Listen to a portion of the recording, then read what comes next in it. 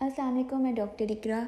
आज जिस टॉपिक के बारे में मैं डिस्कशन करूँगी वो बेस करता है हेयर प्रॉब्लम के बारे में, जो बहुत ज़्यादा एक कॉमन इशू है स्पेशली सर्दियों के सीज़न में, जो है हेयर डैंड्रफ, जिसके बारे में अक्सर पेशेंट डॉक्टर्स के पास कंप्लेन लेकर आते हैं कि उनको अक्सर सर्दियों के सीज़न के अंदर बालों के अंदर उनके खुश्की आ जाती है और सर में बहुत ज़्यादा ख़ारिश होना शुरू हो जाती है।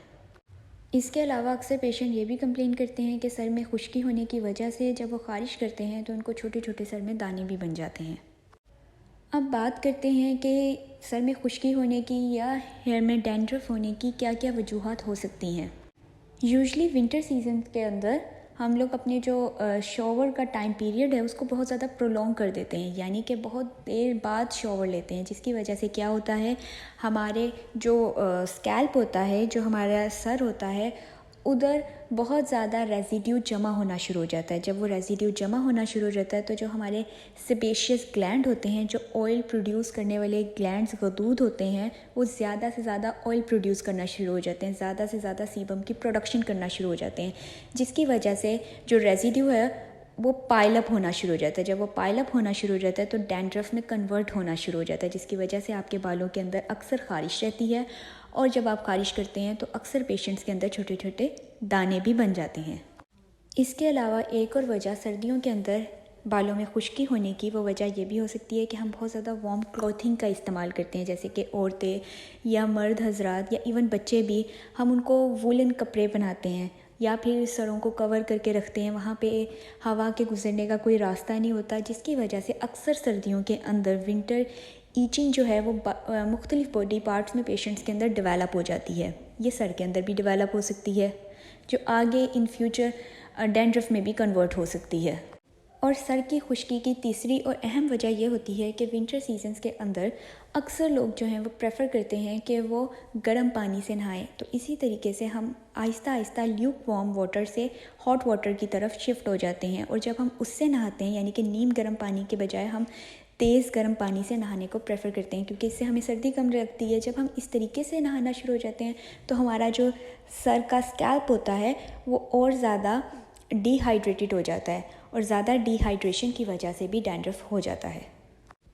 अब अक्सर पेशेंट्स हमसे पूछते हैं क्या डैंड्रफ के लिए कोई होम रेमेडी को इस्तेमाल किया जा सकता है।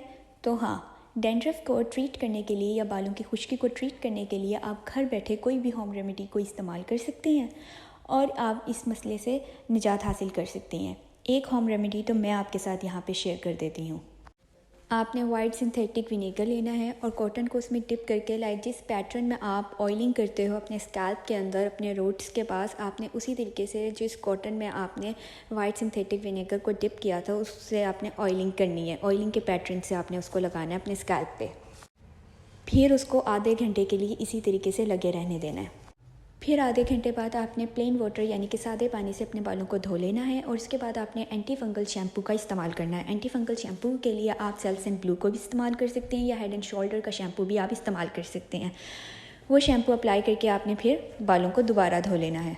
इस रेमेडी को आपने हफ्ते में 2 दफ़ा रिपीट करना है, और जब भी रिपीट करना है तो शैम्पू हमेशा एंटी फंगल शैम्पू ही यूज़ करना है, और बाकी दिनों में एक दिन छोड़ के अगले दिन आपने शैम्पू यूज़ करना है। उसके लिए आम नॉर्मल शैम्पू, आपने जो नॉर्मल बालों के लिए हम शैम्पू आम यूज़ करते हैं वो शैम्पू आप यूज़ कर सकते हैं। उसके लिए एंटी फंगल शैम्पू यूज़ करने की ज़रूरत नहीं है। एंटी फंगल शैम्पू सिर्फ हफ्ते में 2 दफ़ा इस्तेमाल करना है। अब सबसे बड़ी गलती जो अक्सर पेशेंट्स करते हैं जब उनको डैंड्रफ होता है या फिर सर में खुश्की होती है, वो ये है कि वो ऑयलिंग करना शुरू कर देते हैं। अब क्योंकि आपके जो ऑयल प्रोड्यूस करने वाले गदूद हैं, जो सेबेशियस ग्लैंड है, वो पहले ही बहुत ज़्यादा सीबम प्रोडक्शन कर रहे हैं, बहुत ज़्यादा ऑयल की प्रोडक्शन कर रहे हैं, तो जब आप मज़ीद सर पे ऑयल लगाना शुरू कर देते हैं तो और कंडीशन वर्स होना शुरू हो जाती है और बुरी होना शुरू हो जाती है। फॉर एग्ज़ाम्पल, एक बोतल है, उसमें पहले से ही ऑयल मौजूद है, आप मज़ीद उसमें ऑयल डालते रहेंगे तो जो एक्सेस ऑफ ऑयल है वो बोतल से बाहर गिरता जाएगा बजाय उसमें रहने के। सेम एग्जैक्टली आपके बालों, आपके सर के साथ भी ऐसे ही होता है।